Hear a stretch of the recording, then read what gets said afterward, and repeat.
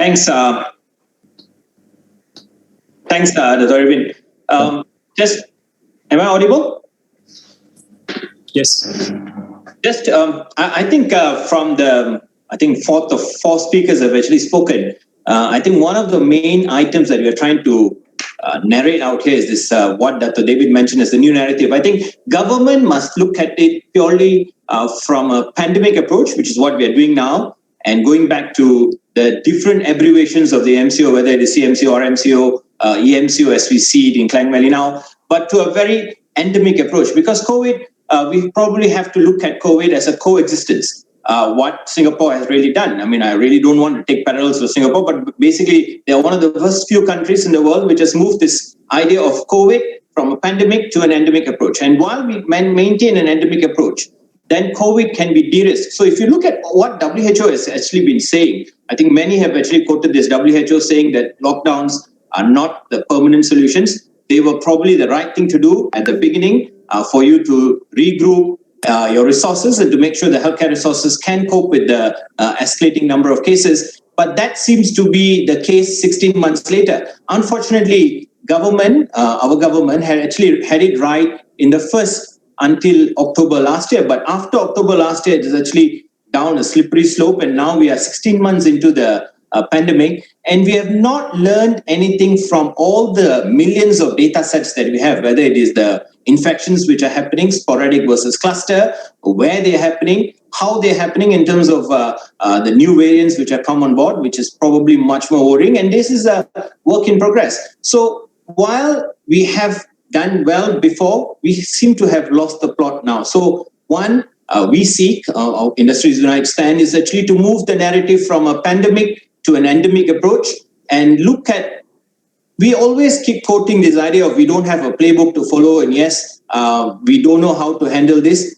Very, very true in the early stages, but after 16 months, I think it is time for government to turn the page, move on to a new denominator of moving out of COVID, what Dr. Veera mentioned in terms of the recovery phase, because we cannot keep going back into MCOs again and again, because the number of cases is not a denominator. I would even go on to suggest that we probably drop this idea of a daily number of COVID cases being announced, because that's really a scare tactic. Unfortunately, again, we must move from a punitive approach. We keep reading about people being summoned, people putting in jail, people being given undue high amounts of fines for small breaches, but maybe we should go on to an incentive-based approach and says, look, if you're following SOPs, if your businesses have been following SOPs, if your factories have been following SOPs, you as an individual have been following SOPs, you should get certain privileges. And that's probably even where we look at vaccinations, whether it is single dose. I think Ministry of Health is looking at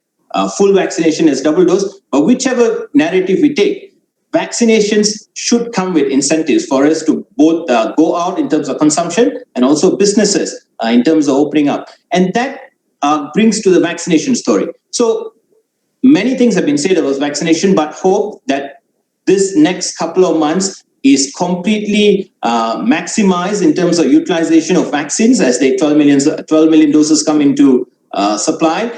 But one caution as far as the private sector vaccination goes, I think the government again must take this approach. The private sector vaccination, while not profiteering, will complement the efforts of the National Immunization Plan and the choices that must be made available. What we understand, while YB Khairi has mentioned that maybe end of July, early August, we probably have the private sectors coming on board as far as vaccination is concerned. But I think the choices of vaccination in the private sector cannot be limited to only those which are not employed in the NIP. So while that is good, but you must make the Pfizer's, the Astras, everything else, CanSino, Johnson & Johnson, and Sinovac, which has been approved. You cannot confine it to vaccines which are not available, which are only available in the national immunization plans, because people must be given choices. Second, these ideas of PICAS and even the ones done under KPD and HEP and the ones mooted by Tan Sri Teo's group in terms of the malls, they all must be utilized as different channels to complement the efforts that is going on.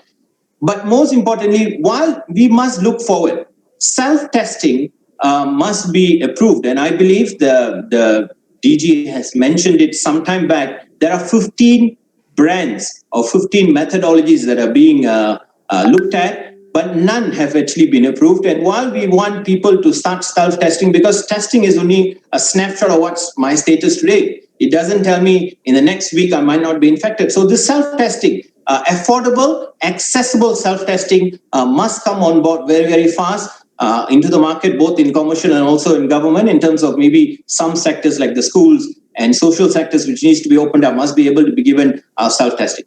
The other terminology issue that I might want to just add on to this is, I think the government is, again, I wouldn't say got it wrong, but I think we may have to recalibrate.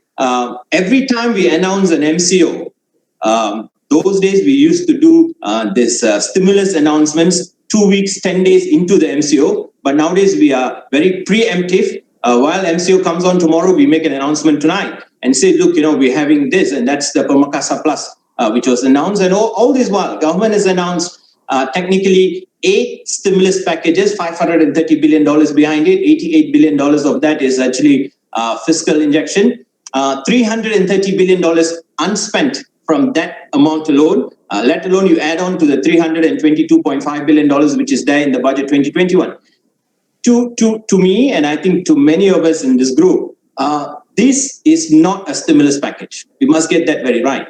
Because stimulus packages work when the economy is open, when hiring is taking place, when domestic investments is very, very high, and economic activity is at the highest level. Now, we nearly have zero economic activity in most non-essential sectors, and especially in the Klang Valley, which is the hub of economy in this country. So if the GDP engine is not moving, there is absolutely no need for economic stimulus packages. They are all mainly aid packages. And I think government is very, very clear what they're saying, because as we exit this, stimulus packages must come after this, not all these aid packages that we have now. So it's a terminology issue.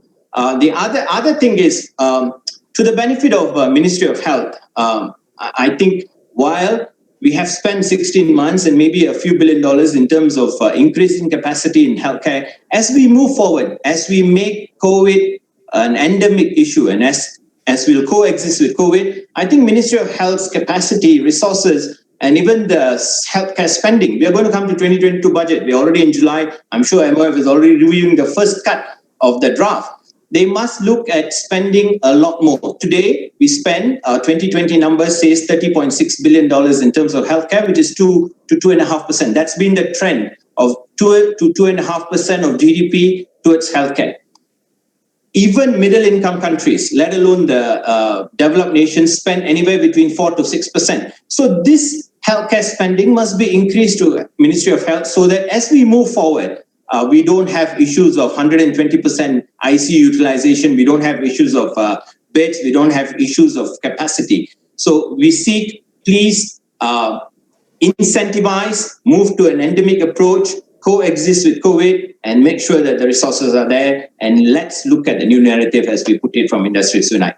Thank you.